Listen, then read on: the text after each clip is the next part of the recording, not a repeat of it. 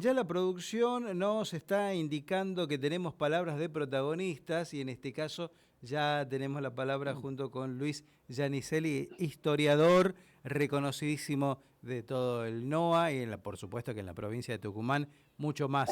Luis, ¿cómo le va? ¿Qué tal? Buen día, Arturo Schenberger le saluda desde la 1007 Radio.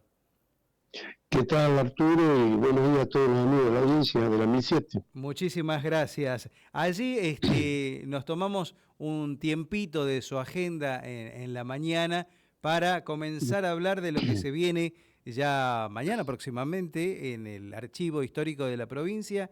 Gran conferencia de prensa con, ¿qué título, no? Un símbolo, hablamos de Roca. Ah, sí.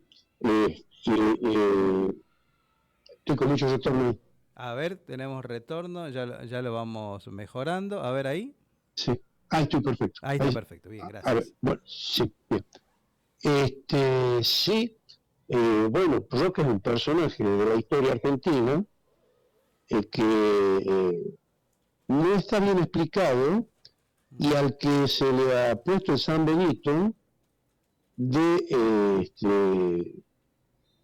digamos, de ser el autor del exterminio de las poblaciones originarias en la zona de la Patagonia y en el sur.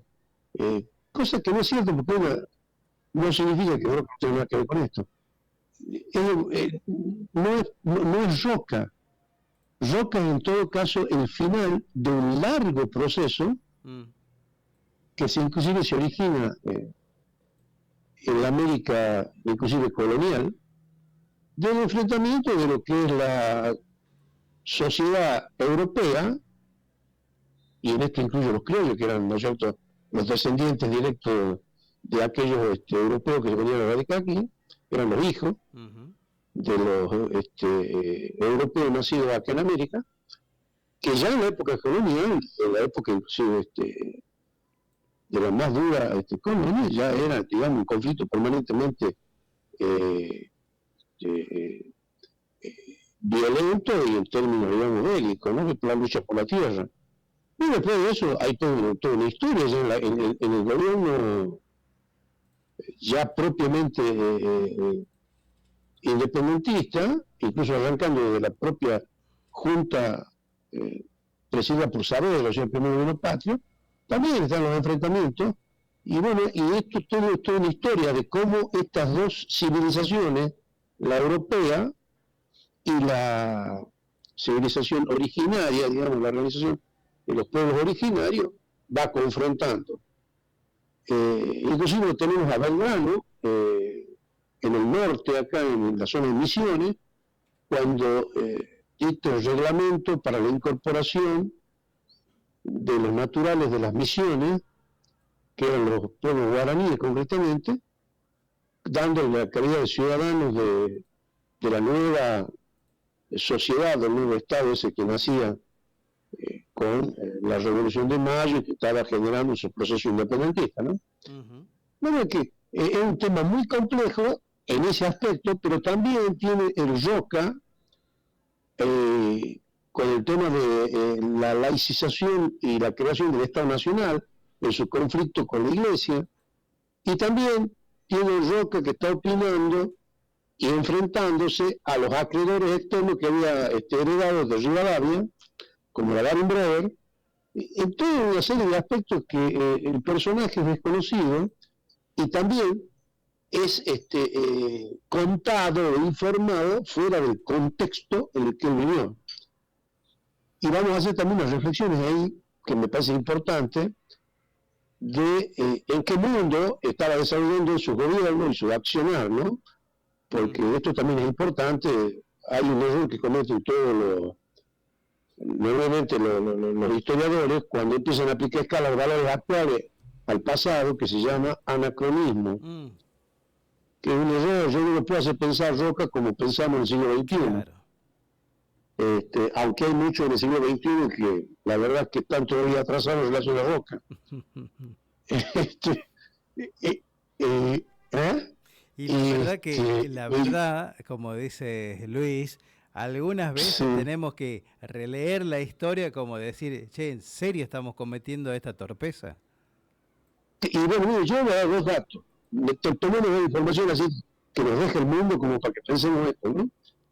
El tema de la confrontación de las civilizaciones europeas radicadas en América, en toda América, frente a los pueblos originarios, ha sido una confrontación violenta. Desde el norte, digamos, los americanos, norteamericanos, hasta nosotros del sur. Y esto ha pasado con distintos matices, con distinta intensidad, con distinto grado de conflictividad. Este enfrentamiento ha sido una constante general en todo el continente. Sí. Bien. Y la historia se ha saldado de la famosa sangrienta, ¿no? No estamos hablando de un conflicto que haya terminado en la nada, no, sino que es sangriento, de exterminio en muchos casos, realmente enorme.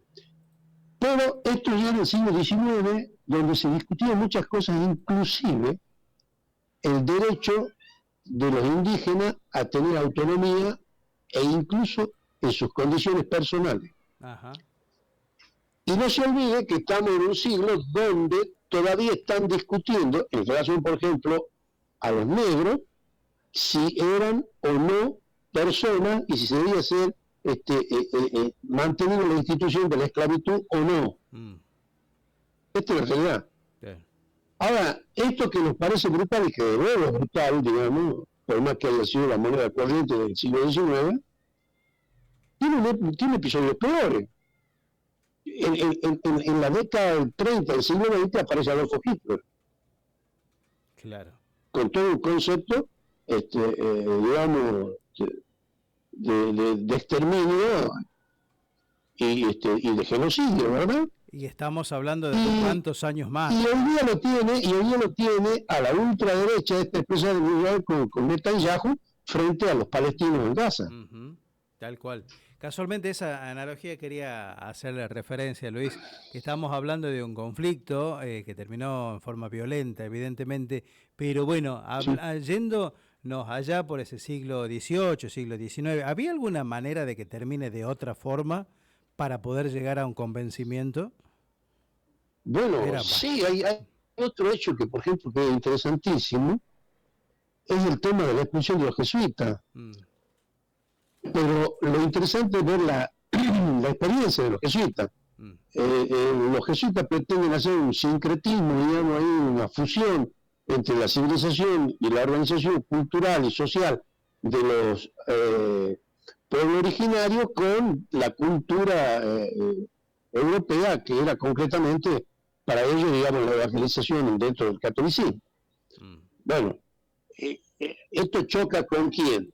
Choca con todos los encomenderos, que eran aquellos sujetos beneficiarios por disposición de la corona para hacerse cargo, entre comillas, de la educación cristiana de los indios, que terminaba siendo siempre la esclavización y la explotación salvaje de los pueblos originarios, ¿no? Uno, por ejemplo, ve lo que era la organización de las misiones guaraníes, por ejemplo, en la zona de Misiones concretamente, todo lo que es Corrientes, lo que es Paraguay, esta zona, y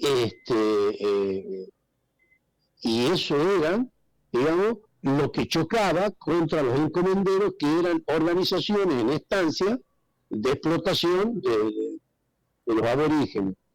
O fíjese, por ejemplo, si vamos a Potosí, acá en Bolivia, donde los tenían reducidos a los encomenderos y a los mitayos, que era otro contrato que tenían ahí los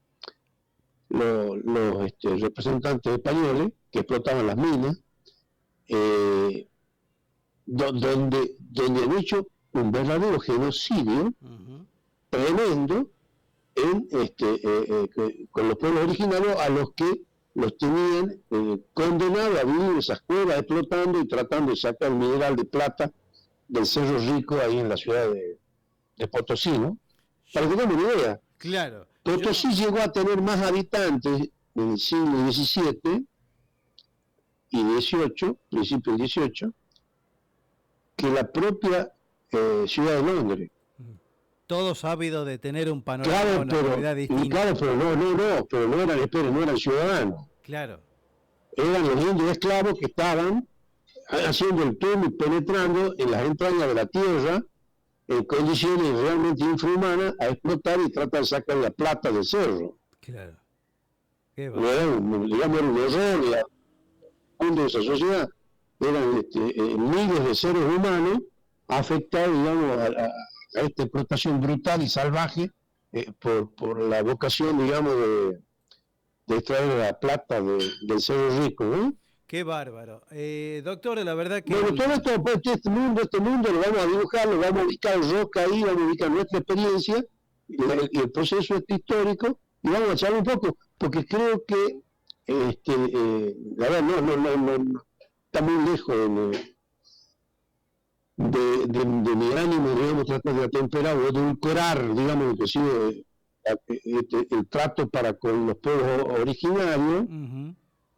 Pero sí me interesa, por ejemplo, sacar unos verdaderos criminales que son los autores materiales e intelectuales de esta política, porque hay todo dentro de estas campañas de lucha contra el indio, una vocación salvaje de parte de precisamente los que iban a civilizar por la acumulación de riqueza.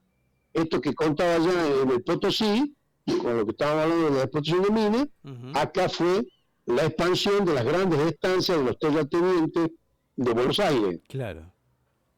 En la conquista de la tierra. Y ahí aparece el señor Bernardino Rivadavia, todo lo demás. Miren, la Argentina, le doy una especie de conclusión de esto. Sí. La Argentina, como todos los países centroamericanos, pero nos vamos a concretar, y sudamericanos también, pero nos vamos a concretar solamente en la Argentina, arrastra una vieja confrontación que se va mutando, transformando, pero siempre los términos de confrontación son los mismos, y es que tiene sectores de alta concentración económica. En el siglo XIX, principio del XX, ha sido, digamos, la gran oligarquía terrateniente, digamos, de Buenos Aires, la Pampa Húmeda, que no le ha temblado la mano en producir la sangre más espantosa a condición de la expansión de su estancia. Terrible. Luis, vamos a tener toda la posibilidad en el día de mañana, bueno, en un tiempo reducido, porque el jueves. Hoy es martes. Claro, yo tengo entendido que era el miércoles, el jueves. No, jueves 18:30. Perfecto, ahí en un ciclo que se está organizando ya desde hace unos meses atrás a través del archivo histórico, que está muy interesante, hace poquito, por ejemplo, con Bernardo Monteagudo, ahora con Roca, así que bueno, felicitaciones por eso. Vamos a consultarte después porque hay algunas cuestiones de la historia que quién mejor que los historiadores para que nos cuenten, para que nos develen situaciones. Después te quiero consultar del tema de la masonería, por ejemplo, ¿no? ¿Qué es esto? Y estaba San Martín. ¿Era Roca, estaba en la masonería? Todos en el siglo XIX, todos. Y cuando digo todos, son todos. No queda ninguno afuera. Qué bárbaro. Además la masonería, en el proceso emancipador de América Latina, de toda América Latina, e incluso de las revoluciones que se producen en Europa con el tema del derrocamiento de la monarquía y todo, y el desplazamiento de lo que era el absolutismo monárquico, están encabezadas o coordinadas, financiadas y diseñadas empíricamente desde la masonería. Sí. Wow.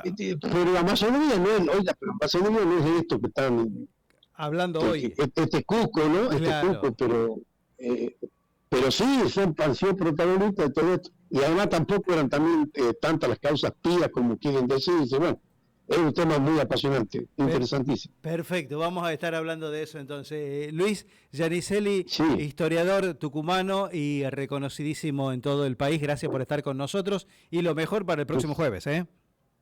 Bueno, gracias, muy amable, saludos a todos, los esperamos.